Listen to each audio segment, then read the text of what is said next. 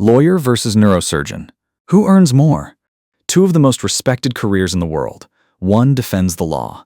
The other defends your life. Both of these practices take years of extensive training and carry great responsibility. For this comparison, we're going to follow two friends from high school. Our lawyer, Paul Suman, and our doctor, Enzo Bryan. Before either of them earns a single dollar, they spend years paying to get the job. To become a lawyer in the US, you need a 4-year undergraduate degree, then 3 years of law school on top of that. The average law school debt in the US is $120,000. To become a neurosurgeon, you need 4 years of undergraduate, then 4 years of medical school, then a 7-year neurosurgery residency. That's 15 years of training before you operate unsupervised. The average medical school debt in the US is $205,000. So before we even look at salaries, Enzo has already spent more money and years to become a neurosurgeon.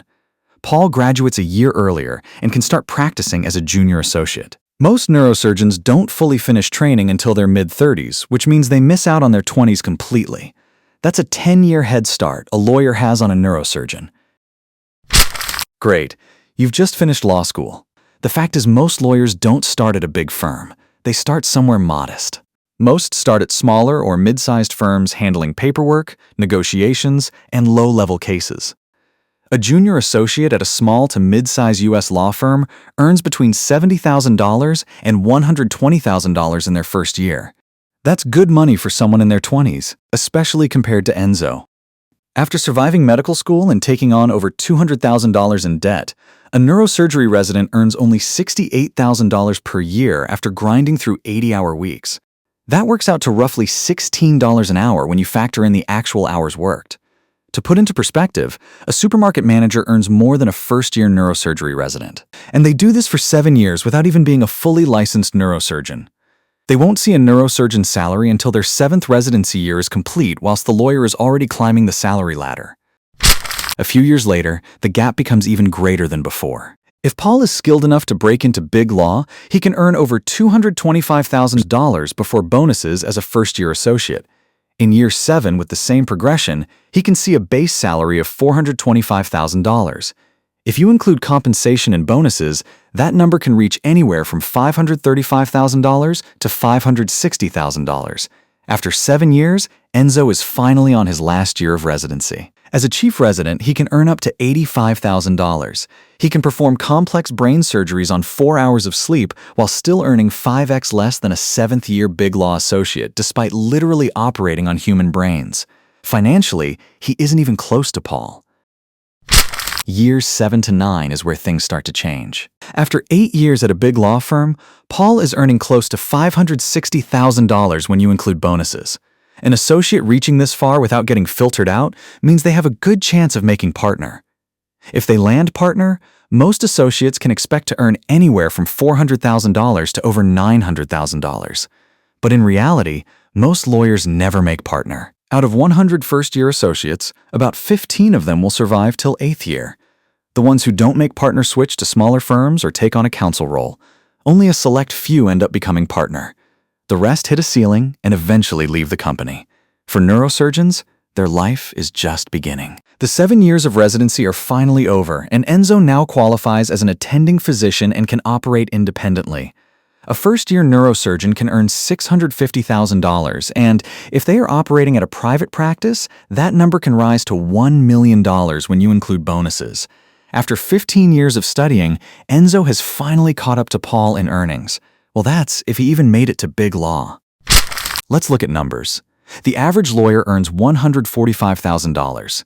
That is still a great salary, but it is small compared to a neurosurgeon's $1 million annual paycheck. However, time changes the game. Neurosurgeons don't earn their first big paycheck until their mid-30s. Meanwhile, lawyers have been banking a full salary since leaving law school in their mid-20s and have been able to build up their life over time during their 20s. This is especially true for big law attorneys. They have been investing and growing their money for a full decade. That's 10 years of investments, pension contributions, and wealth accumulation that the lawyer had, and the neurosurgeon did not. Even if the neurosurgeon earns more per year right now, the lawyer may already have more total wealth built up across the years. However, if you reach the end of your residency, you can expect a paycheck that's almost 10 times the average salary. Now we're talking about the very best in their professions. The highest-earning neurosurgeons usually work in private practice and highly specialized surgical fields such as spine surgery, cerebrovascular surgery, or tumor removal. They can make between $1.2 million and $3 million per year. But beyond $1.5 million, they aren't relying on surgery alone. The small number of surgeons making this much own stakes in surgical centers earn royalties from medical devices or will negotiate partnerships with hospital networks. At this stage, they're business owners who happen to be neurosurgeons. Now for the lawyers. Equity partners at the most elite law firms can get paid between $5 million and $10 million. But this isn't the peak for lawyers. At the most profitable law firms, senior partners have reported earnings of $15 million to $25 million in a single year. Neurosurgery dwarfs in comparison at the top level, especially when you realize there are thousands of lawyers earning above $5 million in the US compared to the few hundred of neurosurgeons earning even half of that. Let's look at the full picture. If you become a neurosurgeon, you spend 15 years training. You graduate with over $200,000 in debt. You work 80-hour weeks on $68,000 for 7 years. Then around age 35, you start earning between $600,000 and $900,000 per year. At the peak of private practice, you can crack $1 million to $3 million. The ceiling is extremely high and, most importantly, very consistent. If you become a lawyer, you spend 7 years training. You graduate with $130,000 in debt. You start earning $70,000 to $235,000 at 25. By 30, you might be earning $500,000 at a big law firm. But even at a big law firm, most lawyers will never make this much money in their life. But the ones who make equity partner at an elite firm earn $5 million to $20 million per year for potentially 20 years. The catch? Only a tiny fraction of lawyers ever reach that level. The neurosurgeon's ceiling is lower, but it's far more achievable. A neurosurgeon who survives training almost always becomes wealthy. Law works differently. A lawyer who makes it through training might earn $80,000 for the rest of their career, while others become multimillionaire equity partners. So who earns more? One offers a more consistent path to wealth, but demands years of training and delayed rewards. The other gets you earning sooner and offers a higher ceiling, but success at the very top is far from guaranteed. But here's the part we've missed out. The neurosurgeons spent their entire 20s inside a hospital. They've missed weddings, birthdays, and even a basic night's rest. Neurosurgeons won't see big money until at least 35. While the lawyer was living their life as a law associate, the neurosurgeon was still in residency.